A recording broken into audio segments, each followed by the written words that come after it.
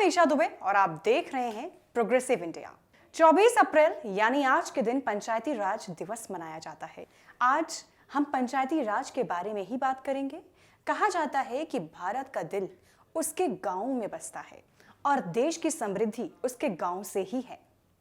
देश में तकरीबन 6 लाख से अधिक गांव हैं, जो 6000 से अधिक ब्लॉक और 750 से अधिक जिलों में बटे हुए हैं। पंचायती राज का तात्पर्य स्वशासन से है और ये व्यवस्था शासन के विकेंद्रीकरण के तहत की गई है।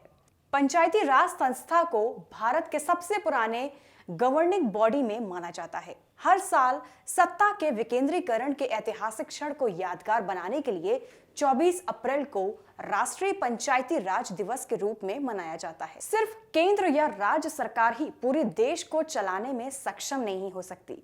इसके लिए स्थानीय स्तर पर प्रशासन की व्यवस्था की गई है। इसी व्यवस्था को पंचायती राज का नाम दिया गया है। पंचायती राज व्यवस्था कोई नई व्यवस्था नहीं है, ये प्राचीन काल से चली आ रही है, एक बेहतरीन व्यवस्था है। पंचायती राज में गांव के स्तर पर ग्राम सभा, ब्लॉक स्तर पर मंडल परिषद और जिला स्तर पर जिला परिषद होता है। इन संस्थानों के लिए सदस्यों का चुनाव होता है, जो जमीनी स्तर पर शासन की बागडोर को संभालते हैं। पंचायत 2 शब्दों पंच और आयत से मिलकर बना है। पंच का अर्थ है 5 और आयत का अर्थ है सभा। पंचायत को 5 सदस्यों की सभा कहा जाता है, जो स्थानीय समुदायों के विकास और उत्थान के लिए काम करता है और स्थानीय स्तर पर कई विवादों का हल निकालते हैं। पंचायती राज व्यवस्था को जनक लॉर्ड रिपन को माना जाता है। रिपन ने 1882 में स्थानीय संस्थाओं को लोकतांत्रिक ढांचा प्रदान किया था। अगर प्रदेश में किसी गांव की हालत खराब है तो इस गांव को सशक्त और विकसित बनाने के लिए ग्राम पंचायत उचित कदम उठाती है। बलवंत राय मेहता समिति के सुझावों के बाद तत्कालीन प्रधानमंत्री पंडित जवाहरलाल नेहरू ने सबसे पहले 2 अक्टूबर 1959 को राजस्थान के नागौर जिले में पंचायती राज व्यवस्था को लागू किया था। इसके कुछ दिनों बाद ही आंध्र प्रदेश में इसकी शुरुआत हुई।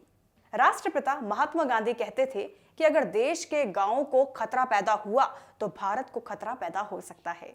उन्होंने ही मजबूत और सशक्त गांवों का सपना देखा था, जो भारत के रीढ़ की हड्डी है।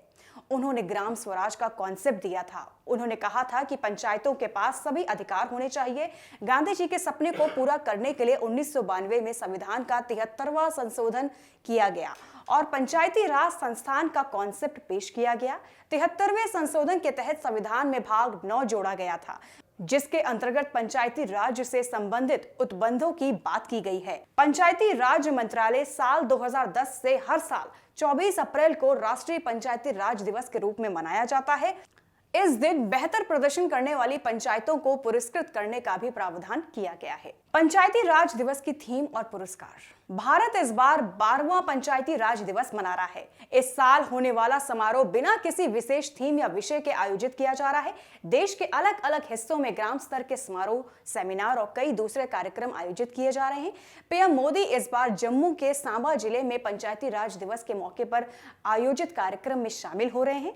इस साल मुख्य आकर्षण पुरस्कार समारोह होगा, जो देश में पंचायतों के बेहतर कामों को एक तरह से मान्यता देता है। ये पुरस्कार 5 श्रेणियों में दिए जाएंगे।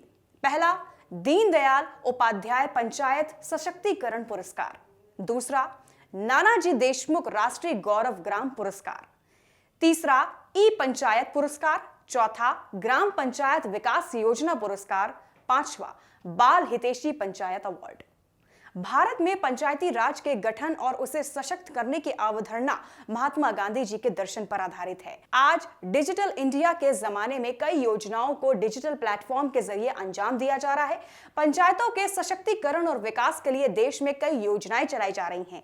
आज के लिए बस इतना ही। अगर आपको वीडियो पसंद आई हो तो उसको लाइक, सब्सक्राइब और कमेंट करना बिल्कुल ना भूलें। तब तक के लिए मुझे दीजिए इजाजत। नमस्कार।